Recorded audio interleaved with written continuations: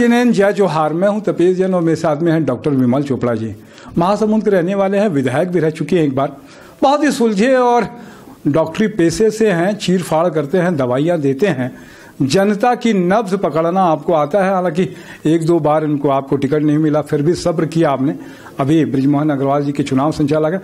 Doctor साहब, बड़ा राजनीति में बड़ा अनुभव है, क्या कुछ कहोगे राजनीति में आना कैसे हो गया आपका? देखिए, मैं बचपन से राष्ट्रीय स्वयंसेवक संघ का स्वयंसेवक रहा हूं और अखिल भारतीय विद्यार्थी परिषद में काम किया 10 वर्षों तक।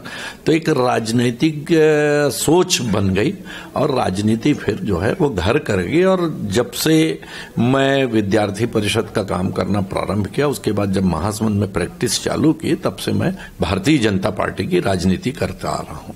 फिर लगा कि सक्रिय राजनीति में, चूंकि आपकी प्रैक्टिस तो अच्छी चल रही थी और डॉक्टर विमल चोपड़ा का अच्छे डॉक्टर के रूप में तो जाने जा रहे थे। देखिए, टाइम मैनेजमेंट जो है, समय का संतुलन जो है, ये यदि आदमी करे तो अपने फील्ड के साथ साथ वो राजनीति भी कर सकता है। तो उसी प्रकार से चाहे मैं विधायक रहा, चाहे मैं नगर पालिका अध्यक्ष रहा 10 साल तक, 5 साल विधायक रहा, तब भी मैंने अपनी प्रैक्टिस नहीं छोड़ी। विधानसभा भी जाता था, तब भी पेशेंट देखता था, और नगर पालिका अध्यक्ष रहा, तब भी मैं अपनी प्रैक्टिस के प्रति गंभीर रहा और लोगों की सेवा दोनों राजनैतिक तौर पर भी और चिकित्सक के तौर पर भी मैं करता रहा। वैसा बीच में नाराजगी भी हो गई। पार्टी तो चूंकि इतना अच्छे, आप समझदार, पढ़े लिखे, और बीजेपी का एक कल्चर है कि पढ़े लिखे लोगों को आगे लेके आते हैं ताकि राजनीति में सुचिता और बहुत सारी चीजें आ जाए। तो टिकट नहीं मिलने का क्या वजह रहा होगा डॉक्टर साहब? अब देखिए, ये तो मैं नहीं बता सकता कि टिकट क्यों नहीं मिले, लेकिन मैं 2 बार निर्दलीय चुनाव जरूर लड़ा और दोनों बार जनता के दबाव में मेरे को निर्दलीय चुनाव लड़ना पड़ा। पहला नगर पालिका अध्यक्ष का चुनाव में भारतीय जनता पार्टी से लड़ा, टिकट नहीं मिले, तो जनता ने घर में आकर के हजारों की संख्या में यह दबाव बनाया कि आपको लड़ना पड़ेगा, और मैं लड़ा और भारी सफलता उसमें जनता ने दिलाई। वहीं जो विधायक का चुनाव था, वो भी जनता के दबाव में लड़ना पड़ा और छत्तीसगढ़ का पहला निर्दलीय चुन करके आने का गौरव जो है वो मेरे को प्राप्त हुआ। तो पार्टी से नाराजगी नहीं, लेकिन जनता का दबाव इतना था कि उनको नाराज नहीं कर सकता था, इसलिए निर्दलीय चुनाव लड़ना पड़ा। क्या वजह है डॉक्टर साहब? हालांकि राजनीति में बहुत कम ऐसे लोग होते हैं जो निर्दलीय में 2-2 चुनाव जीता आपने। इसके अलावा जनता की नब्ज भी, मैंने कहा कि डॉक्टर हैं आप, तो पकड़ लेते हैं। उसके बावजूद भी, हालांकि सवाल यह है कि इसलिए पूछा था मैंने आपसे क्योंकि कारण आप बेहतर जान पाएंगे कि क्या वजह हो पाई जिसकी वजह से उपयोग नहीं कर पाई पार्टी आपका जितना करना चाहिए था। मेरा अपना मत है। देखिए, मैंने पूर्ण निष्ठा के साथ पार्टी का काम किया। राजनीति मेरे लिए पेशा नहीं है, राजनीति समाज सेवा का माध्यम है। इसलिए आज तक भ्रष्टाचार का एक भी कलंक जो है मेरे ऊपर नहीं लग सका, और मैंने जनता की सेवा जो है निष्प्रिय भाव से की और जनता के साथ जुड़ा रहा।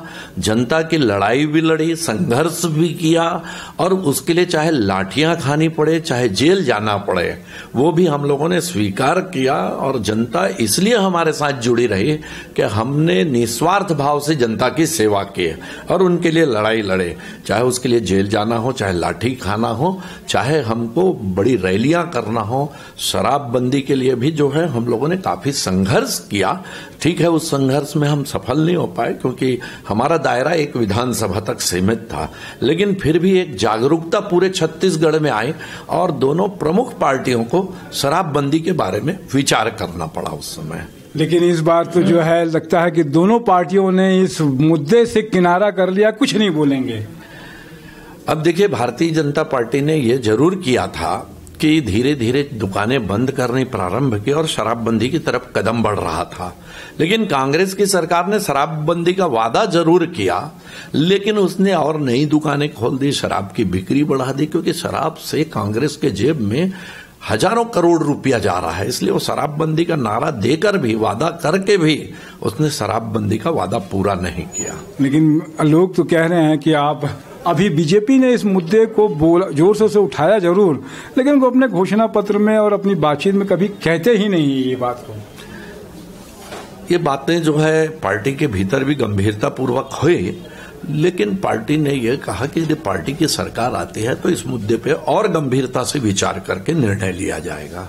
ये अच्छी बात है। क्या कुछ कहेंगे अभी बृजमोहन जी के, आप चुनाव संचालक हैं और बृजमोहन जी से तो राजनीति हम लोग सीखते हैं, लेकिन इस चुनाव में कुछ अप्रिय घटनाएं भी हो गई हैं और आप जैसा पढ़ा लिखा आदमी और अनुभव चुनाव संचालक है तो कैसे मैनेज कर पा रहे हैं? देखिए, चुनाव का संचालन एक बहुत कठिन काम है।